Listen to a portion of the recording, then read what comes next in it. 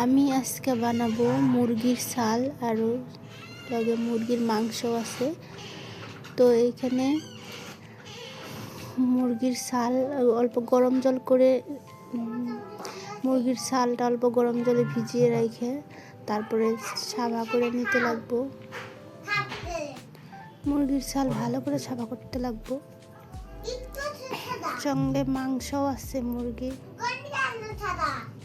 ভালো করে সাবা করে নিয়ে মাংসও ভালো করে ধুয়ে সাবা করে নিতে লাগবো। মুরগির ঠ্যাংও আছে, মুরগির ঠ্যাংও ভালো করে সাবা করে নিতে লাগবো। তারপরে সাবা করে হাত দিয়ে সাবা করার পরে আরও আগুনেও ভালো করে পুড়ে নিতে লাগবো। অল্প অল্প ছোটো ছোটোগুলা থাকে, ওগুলা ভালো করে পুড়ে নিলে ছাপা হয় ভালো করে। তো গ্যাসের মধ্যেই দেখো ভালো করে পুড়ে নিতেছি।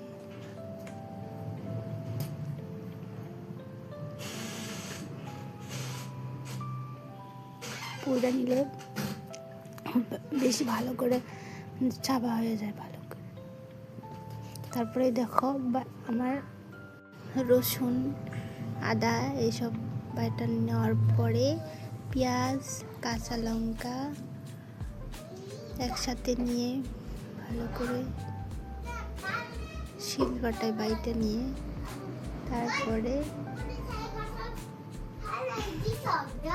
মাংসর মধ্যে সবগুলা দিয়ে হলুদ, মরিচের গুঁড়া, লবণ এইসব দিয়ে তারপর সর্ষের তেল অল্প দিয়ে ভালো করে মাইখা ম্যারিনেট করে নিয়ে তারপরে কড়াইতে তেল দিয়ে অল্প তারপরে মাখানি মাংস ছাল এগুলো সব দিয়ে ভালো করে ভাইজে নিতে লাগবে।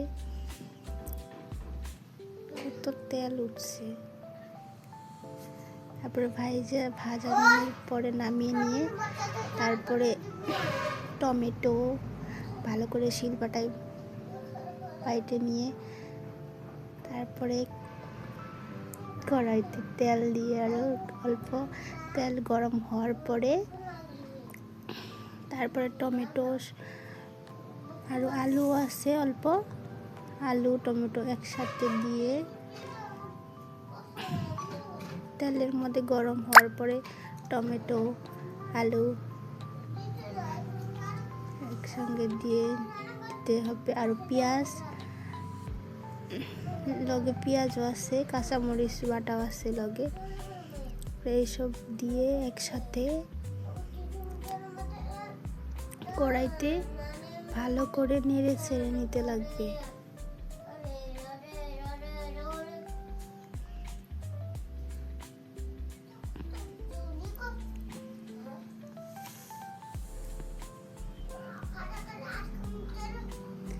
ভালো করে নেড়ে ছেড়ে নেওয়ার পরে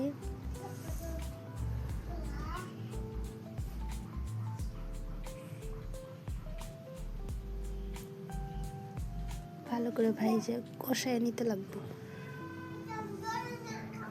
তারপরে ভেজে রাখা মাংস ঠ্যাং ছাল এইসব ভাইজে রাখাগুলা দিয়ে দিতে লাগবো কড়াইতে।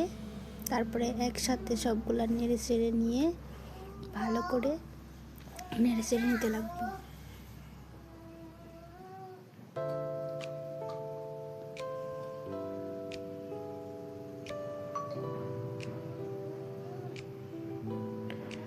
ভালো করে নেড়ে চেড়ে নেওয়ার পরে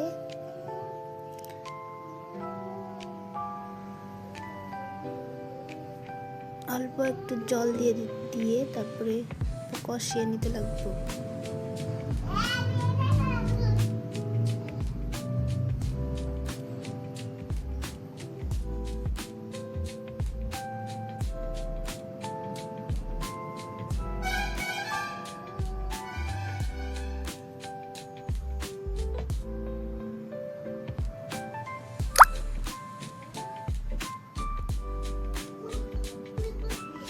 জল দিলে ভালো করে সিদ্ধ হবে মাংসটা।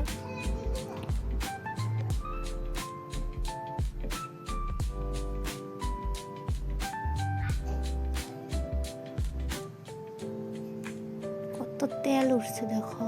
ছাল মুরগির ছালের থেকে অনেক তেল উঠে, অল্প একটু সর্ষের তেল দিলেই হয়ে যায়।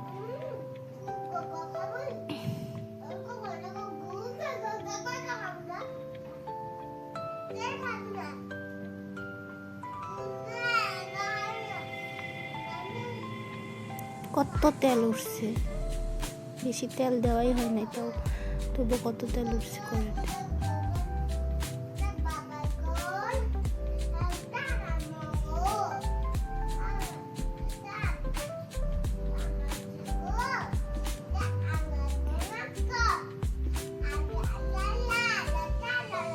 অল্প জল দেওয়া হয়েছে, জলটা দেওয়ার পরও কত তেল ভাইসে উঠছে উপর দিয়ে।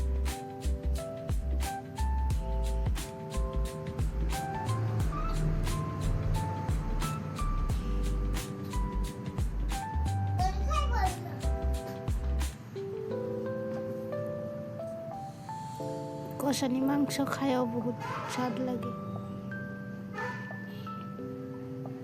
কালারটা দেখো কি সুন্দর হয়েছে।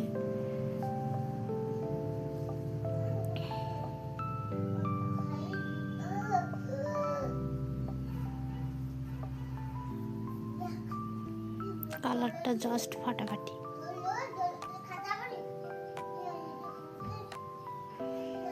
অনেক সুন্দর কালার, তোমরা খেয়ে দেখো, তোমাদের অনেক ভালো লাগবে।